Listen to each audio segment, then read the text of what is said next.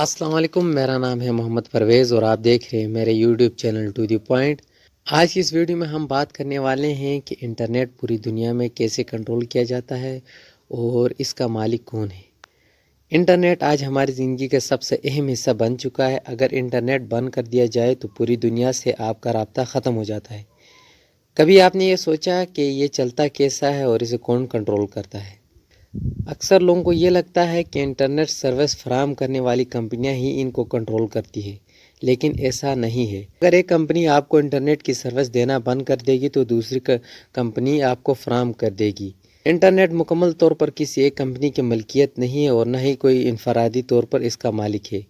کچھ لوگ یہ سمجھتے ہیں کہ شاید حکومت اس کا کنٹرول کرتی ہے یا جس میں انٹرنیٹ چل رہا ہوتا ہے وہاں کے سرکاری ادارے اس کو کنٹرول کرتے ہیں۔ یہ بھی سچ نہیں ہے۔ حکومت زیادہ سے زیادہ انٹرنیٹ کو محدود کر سکتی ہے یا کسی ویب سائٹ پر پابندی لگا سکتی ہے، لیکن پوری دنیا کے انٹرنیٹ پر اس کا کچھ اثر نہیں پڑے گا۔ اب سوال یہ پیدا ہوتا ہے کہ اگر انٹرنیٹ کو کوئی کنٹرول نہیں کرتا تو یہ کیسے کام کرتا ہے؟ ویب سائٹ کیسی بنتی ہیں؟ ویب سائٹ بنانے کے لیے انٹرنیٹ پر سپیس کون فراہم کرتا ہے؟ اکثر انٹرنیٹ استعمال کرتے ہوئے آپ نے www.google.com تو ضرور دیکھا ہوگا۔ اس کو URL کہا جاتا ہے۔ اس میں گوگل ڈومین ہے اور کام ٹاپ لیول کی ڈومین ہے۔ اگر آپ ویب سائٹ بنانا چاہتے ہیں تو اپنی ڈومین کا نام خریدنا پڑتا ہے۔ کچھ ایسی ویب سائٹ موجود ہے جو فروخت کرتی ہیں۔ یہاں ایک عجیب بات ہے کہ ان ویب سائٹ کے پاس ایسا کون سا کنٹرول ہے کہ وہ ڈومین فروخت کرتی ہیں، اور ان کو یہ اختیار کس نے دیا ہے؟ ان ویب سائٹ کو ایک کارپوریشن کے ذریعے کنٹرول کیا جاتا ہے جس کا نام international corporation for assigned names and member ہے۔ اس کارپوریشن کے متعلق آپ کہہ سکتے ہیں کہ اس کے پاس یہ اختیار ہے کہ یہ ویب سائٹ کے نام فروخت کرنے والی ویب سائٹ کو اختیار دے سکتی ہے۔ اب سوال یہ پیدا ہوتا ہے کہ کیا یہ کارپوریشن انٹرنیٹ کو کنٹرول کرتی ہے؟ تو جواب ہے نہیں، یہ بھی انٹرنیٹ کو کنٹرول نہیں کر سکتی، بلکہ انٹرنیٹ ایک ڈی سینٹرلائز ہے۔ انٹرنیٹ جس بھی ڈیوائس پر استعمال کیا جا رہا ہو تو اس ڈیوائس کو انٹرنیٹ ایک سرور کے ذریعے فراہم کیا جاتا ہے اور دنیا کے تمام سرور تاروں کے ذریعے ایک دوسرے کے ساتھ منسلک ہے۔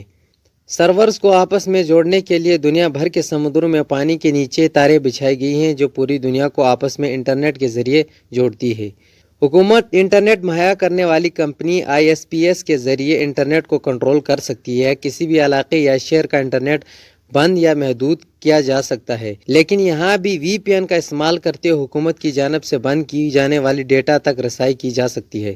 اس سے ثابت ہوتا ہے کہ ISPs کے پاس بھی طاقت تو ہے لیکن مکمل اختیار نہیں ہے۔ انٹرنیٹ IP ایڈریس کے ذریعے کنٹرول یا نگرانی کی جا سکتی ہے۔ ڈومین کا نام ہی اس کا IP ایڈریس ہوتا ہے۔ مثلاً google.com عام صارفین کے پڑھنے کے لیے ہے، لیکن اس ویب سائٹ کا ایک IP ایڈریس بھی ہوگا جو نمبر کی شکل میں ہو جسے پڑھنا عام صارفین کے لیے ممکن نہیں ہے۔ جب بھی آپ کوئی بھی ڈومین کا نام لکھتے ہیں تو اس کو IP میں منتقل کرنے والی ٹیکنالوجی کو ڈومین نیم سروس کہا جاتا ہے، یعنی DNS کہا جاتا ہے، جو آپ کو اس سرور کے ساتھ منسلک کرتی ہے۔ جب بھی کسی ویب سائٹ پر پابندی لگانی ہو تو اس کے IP ایڈریس کو DNS سے بلاک کر دیا جاتا ہے، جس سے آپ اس ویب سائٹ تک پہنچ نہیں پاتے۔ اس کا حل موجود ہے۔ اگر کسی IP ایڈریس کو DNS سے بلاک کر دیا جاتا ہے تو آپ پبلک DNS استعمال کر سکتے ہیں، جیسا کہ گوگل کا پبلک DNS 8.8.8 ہے۔ اگر آپ اپنے موبائل یا کمپیوٹر میں DNS تبدیل کر دیں اور گوگل کا DNS استعمال کرنے لگیں تو بلاک ویب سائٹ استعمال کر سکتے ہیں۔ آسان الفاظ میں یہ کہا جا سکتا ہے کہ انٹرنیٹ کسی کا نہیں ہے۔ انٹرنیٹ کام ہی اس وقت کرتا ہے جب اسے کوئی کنٹرول بھی نہ کرے۔ آپ تو انٹرنیٹ کا حصہ بن سکتے ہیں لیکن اسے قابو نہیں کر سکتے۔